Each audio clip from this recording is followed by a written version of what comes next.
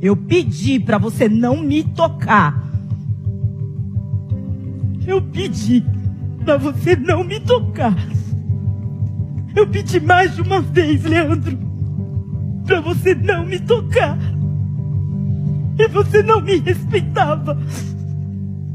Você não me ouvia. Você queria resolver seu problema erétil com você. Era o teu ego. Eram suas mentiras. Era a tua proteção, porque você só queria manter aquele casamento da sua forma, suja, imunda. Eu tenho nojo de você. Eu quero deixar isso muito claro. Eu tenho nojo da sua voz. Eu tenho nojo da sua boca. Eu tenho nojo do jeito que você me olha. Eu tenho nojo de você. Eu não quero você perto de mim. Então, o que está acontecendo? Acho que, com certeza, né, por influência das redes sociais e de certos movimentos, infelizmente eu incluo aqui o feminismo, as pessoas estão ficando malucas. É você ser casado com uma pessoa, você ter um relacionamento sério com uma pessoa, e você vai mexer na pessoa e você ser acusado de estupro. Eu não posso falar a palavra, vai ficar muda aí por causa do YouTube, óbvio. Mas como é que é isso, gente? Como é que é isso? Eu tô perguntando assim, porque eu realmente não tô entendendo nada, sabe? É nada. Eu acho que a gente como mulher, pelo menos as mulheres que são justas e que são conscientes e que gostam de homem, a gente tem que se posicionar no sentido de perceber o que tá de errado nessas coisas. E não é pouca coisa não, viu? Porque olha só, vamos lá. Bem, a questão que o cara sofreu uma acusação de estupro porque ele procurou a mulher dormindo. Agora, se eu estou num relacionamento, o parceiro, ele, não é mais que um casamento, né? O meu corpo é dele, sim. O dele é meu também. Ah, existe você conversar com a pessoa sobre você não estar querendo transar aquele dia? Existe. Óbvio que vai ter momentos que um ou outro não vai querer transar. Mas se você está num relacionamento, eu penso que a sua obrigação, enquanto parceiro, é transar, não é não? Não é não? Não, porque pra mim é, porque se eu tô com homem, e ele vai se recusar a transar, ou se ele reclamar que eu passei a mão no p... enquanto ele tá dormindo, meu irmão, vai pra puta, então, se separa, vai procurar outra. Porque pra mim isso é coisa de maluco, pra mim isso não existe. Ou você fica solteiro, entende? Ou você não assume um relacionamento, porque não faz sentido. Então assim, se eu penso assim em relação ao homem, é porque eu também dou essa liberdade, eu acho que o homem tem que ter essa liberdade no relacionamento.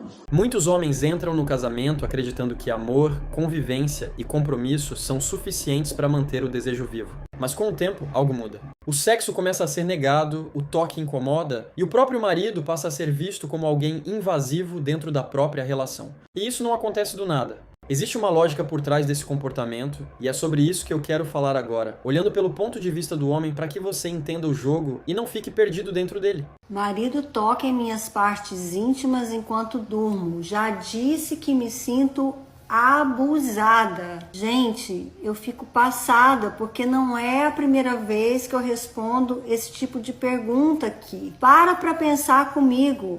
Uma pessoa que decide se casar e acha que o esposo ou a esposa não tem autorização ou liberdade para tocar no seu corpo. Pensa comigo, um marido que toca as partes íntimas da esposa durante a noite, isso significa o quê?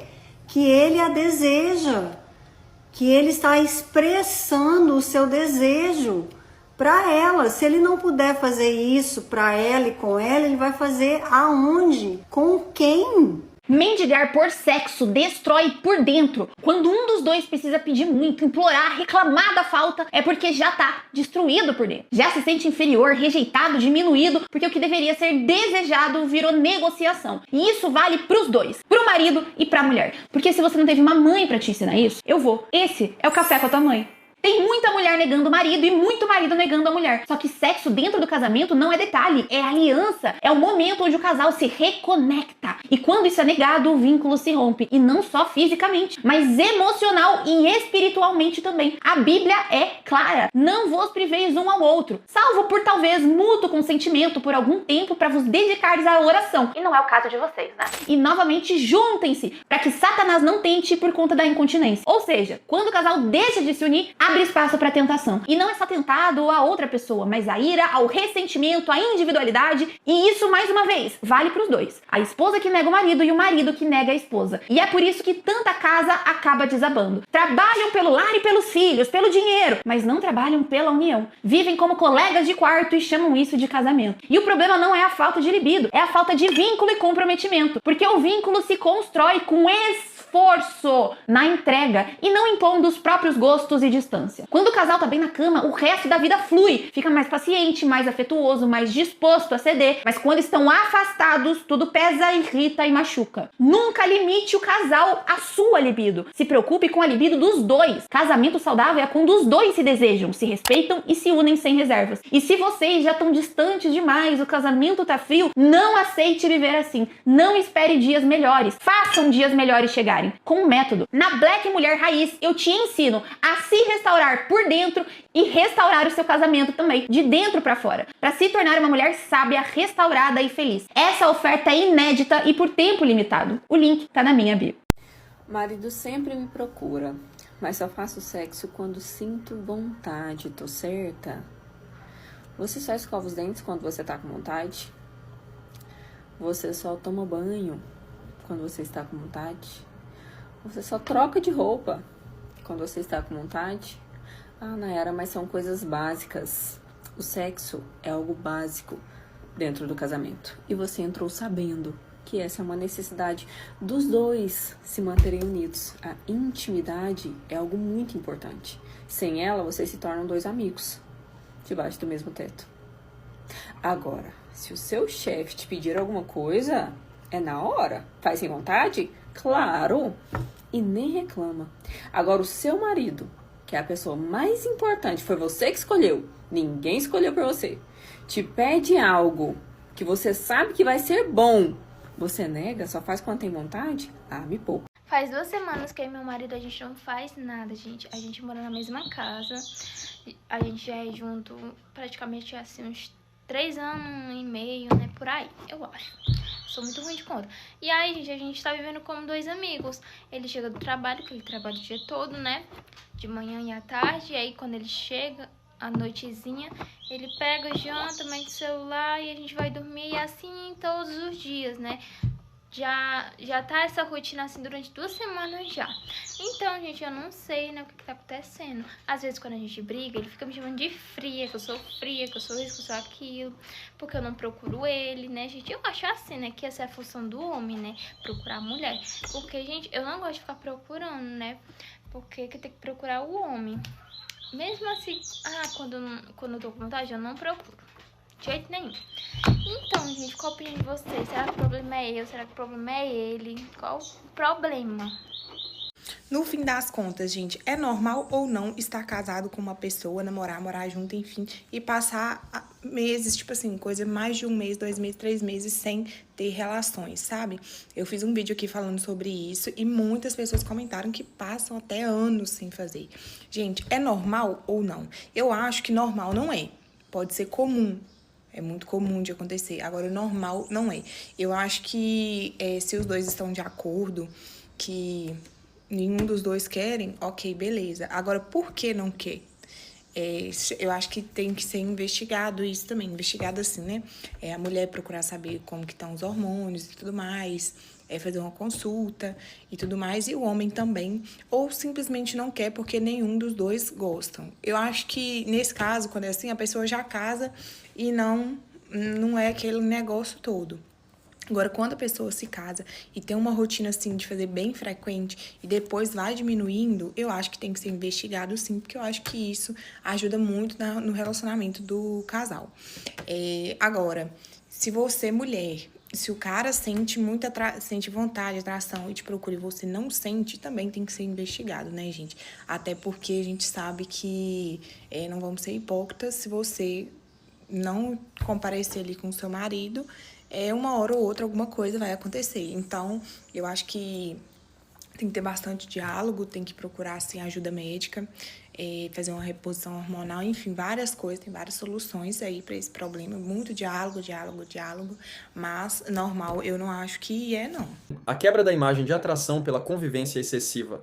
O primeiro ponto que o homem precisa entender é que a atração não sobrevive apenas de proximidade. Ela precisa de identidade, postura e distância simbólica. Dentro do casamento, muitos homens deixam de ser vistos como homens desejáveis e passam a ser apenas homens disponíveis. Sempre ali, sempre acessíveis, sempre previsíveis. A mulher começa a te ver cansado, estressado, reclamando da rotina, resolvendo problemas o tempo todo. E, pouco a pouco, você deixa de ser a figura masculina que desperta desejo e passa a ser apenas parte do ambiente. Tipo um móvel velho que ela pode jogar fora a qualquer hora. O erro de muitos homens é achar que quanto mais presente, melhor.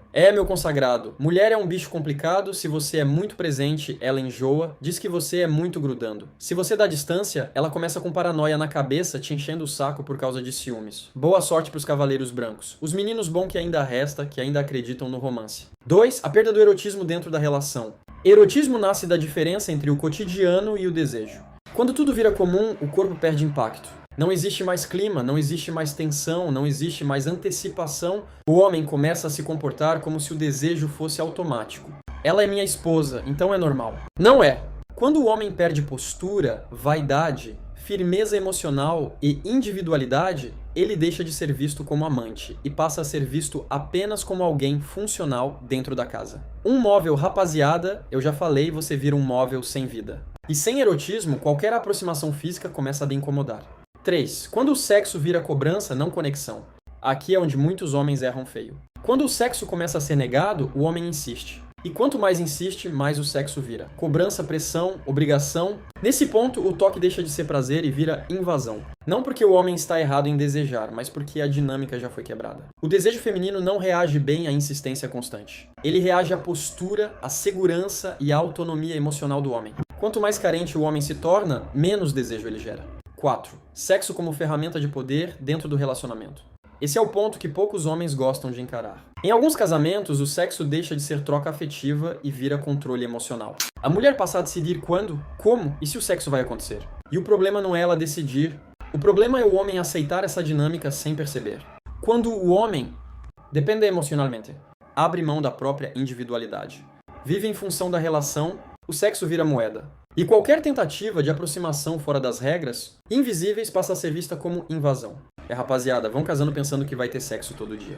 Depois que casa a rapaziada, a primeira coisa que ela faz é colocar um cadeado na buceta. Ajude a espalhar a mensagem, o homem nunca foi tão desperto como nos dias de hoje. O homem sempre se humilhou por pequenas migalhas de buceta, mas depois do pequeno grupo da PIL, um pequeno grupo de homens se recusa a aceitar esse jogo falido.